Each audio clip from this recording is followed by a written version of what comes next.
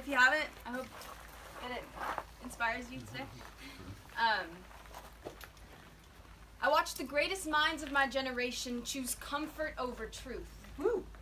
I watched the greatest minds of my generation choose comfort over truth. With shaking fingers, they plugged into bright screens that blinded them like synthetic lullabies pouring forth from the nipples of mechanic mothers and robotic lovers.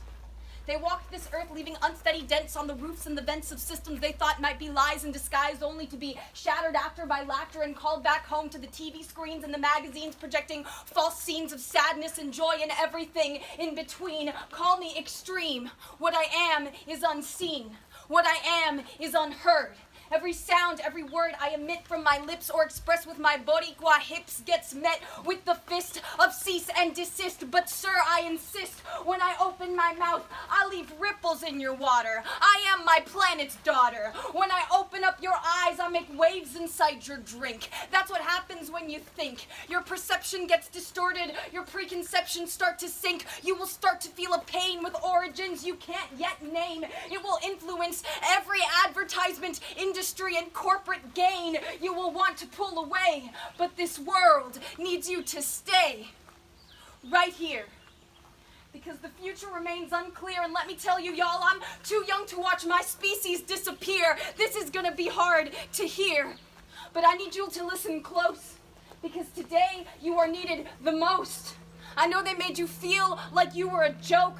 I know you stayed up late in bed as the angry ghosts of conformity sang songs around your head. I know you were picked last or forced to sit in a class that taught the wrong definition of what it means to pass. But the ground is shaking now, and the earth is aching now, and the rules are breaking now. We are in trouble, but not buried beneath rubble, not yet, and we cannot afford to forget the yet.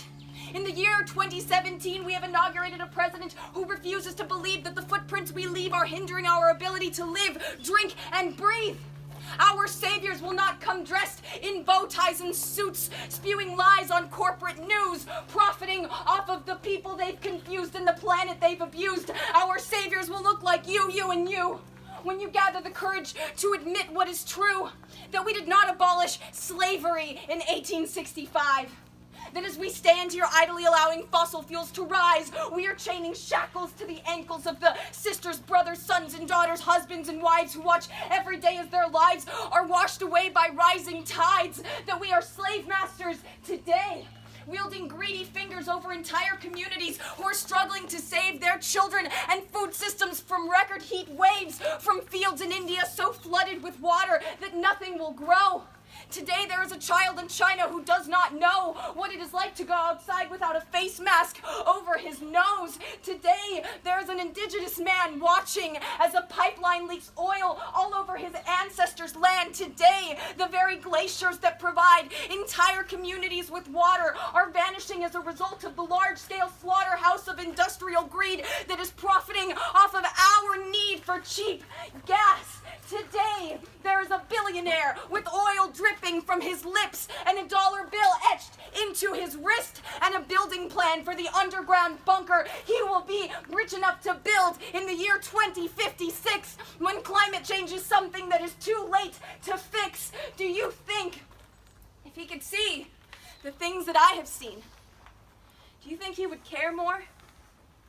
Because I've seen such beautiful things on this planet.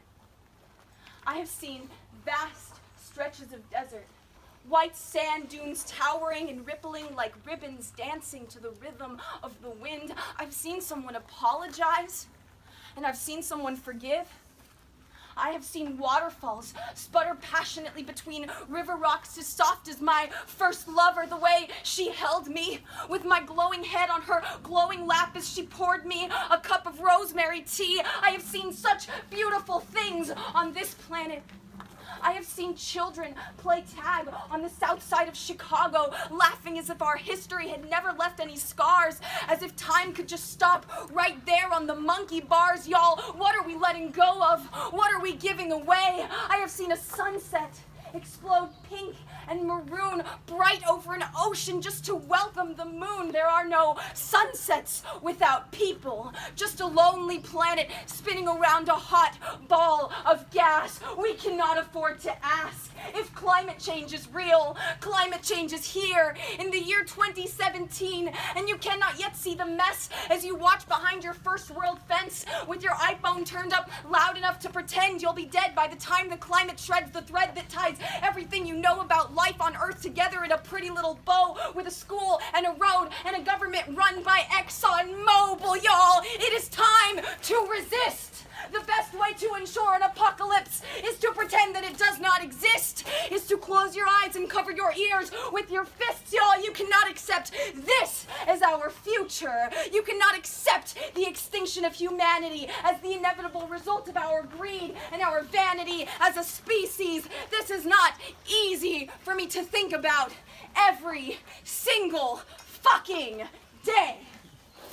But I'm tired of feeling like the 1 in 100 who do.